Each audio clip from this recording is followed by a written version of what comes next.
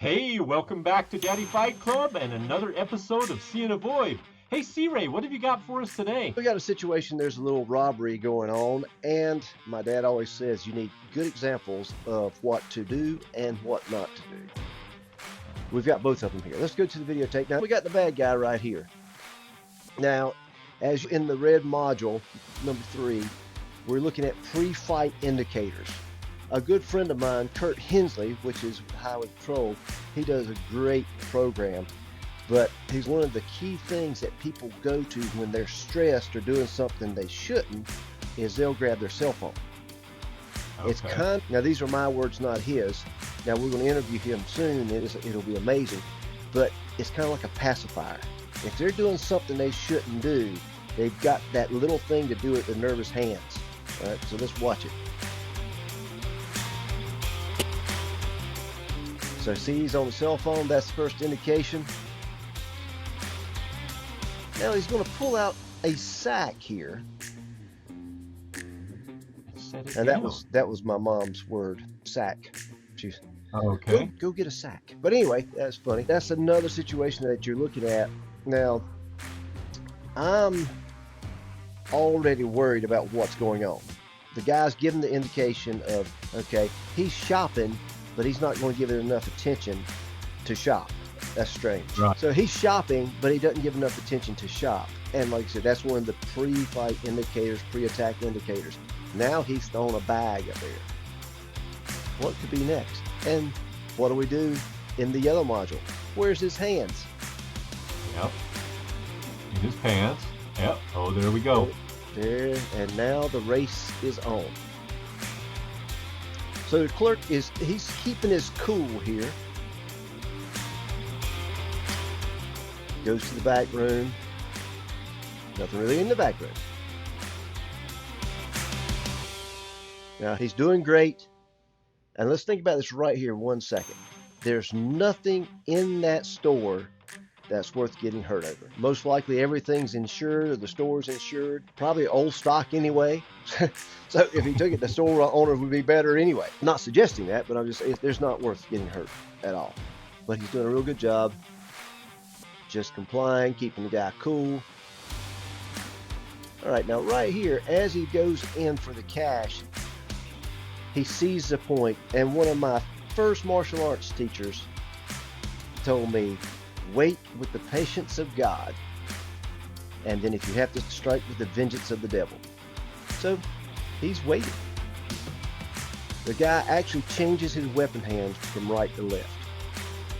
Clerk sees it,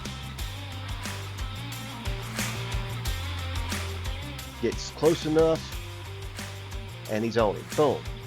Nice little takedown. Struggling. The key thing is get that gun out of the fight. Yeah. Or use it. You get it out of the fight or you use it. Now, I'm not suggesting using it. I'm just saying that's the rules. He's got the gun. Best thing for him to do is pop that magazine and throw it. It would be one shot, but at least you don't have whatever's in there. Right. Now he struggles to the point to that front door. The front door's up there. And he gets out. All right. So what would be, and it's always easy to second guess, what would you do at this point? You've got the guy's gun. He's come back in. At this point, I would head somewhere and call the police at that point. Yep. See that cage? Uh-huh. I'd lock that if I wanted to. Lock them in and go call the police. Exactly. And lock the door. I'm just like, get out there, call the police, and get them over there. I mean, that's perfect. That's what the guy actually takes his cell phone. He does call them. I'd lock the door. Now he'll probably try to throw something through the door, but it's going to be cell phones, right, or throw it through the glass. But that's my first thought. Is okay. I don't need to engage with him because right now, when you think of use of force, at the point they were struggling and fighting, the guy could say, I'm fearing for my life. At this point, he's broke contact and he's got the gun. So the last thing he needs to go is put himself back in harm's way. Correct. Don't hunt conflict. Don't chase it.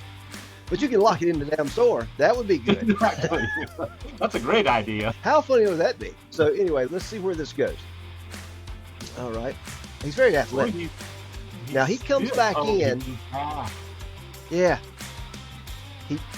I don't know what he had in his back pocket, but he's got the gun. That is not an asset at this point. That's trouble. Yeah. Okay, so let's wrestle again. How about that? What? Yeah, you're right. Why didn't he just lock the front door? Just lock the door. Oh, and now the conflict begins. Here we go. It's not good.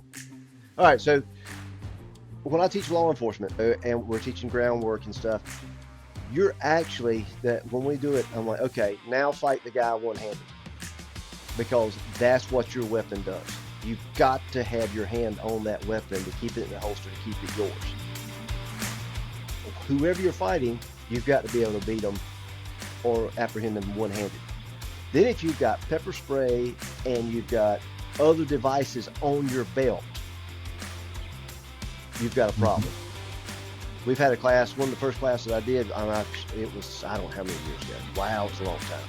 But we were doing it and actually took the handcuffs out of one officer's and handcuffed him to another one because it was 2-on-1.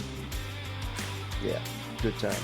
So that's. And you bring that up, and as I think about it, I'm like, not only do you have to fight him off with one hand, you have to fight him off with your weak hand. You're fighting with your left if you're right-handed, because you're protecting you're protecting the gun and the pepper spray and everything else with your strong hand. Yeah. So you fail to fight with the weak hand. That's it. That's it. Now, I'm thinking this guy has had judo or jiu-jitsu in the childhood, because he did a leg sweep on that first takedown. Now, when we go into module 4, if we hit the ground, we know what to do to keep the guy there. We're going to finish it there. I'm tickled to death to be there. The gun's coming out, and we're going straight into module 4 to finish. But let's watch where we go here. Now, he took him down again. So he's got cell phone in one hand, gun in the other hand, and still fighting him. And not controlling him either. You see, he's getting loose. Yeah, and he's back up, or he's coming back up.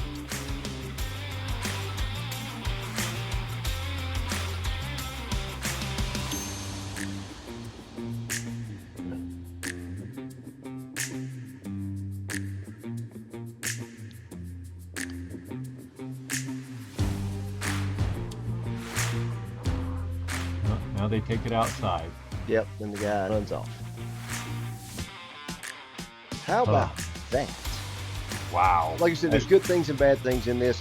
The good thing is the guy was compliant. He felt like he needed to do something, but either use that gun or get it out of the fight. You can't be there. And the best thing to do is you're gone. Lock the door if you want to detain him. That's great. But I'd watch the rest of that from across the street. Exactly. You're absolutely correct. Just lock the door. Lock the door. Be done with it. Since you're in a cell phone store, take out the camera and record the guy when he walks up to try to break the glass. What a perfect shot. You know? Absolutely. So guys, if you want to dig deeper and learn some more about module 1 through 4 right now, often go to daddyfightclub.com. But there is a free checklist that you really need. It's the Don't Be a Victim checklist, and you can pick it up there also. Carlin? Hey, thank you for joining us today, and make sure you get the checklist, and we'll look forward to having you on our next episode of See and Avoid. Have a great one. Have a great day. One life. Stay ready.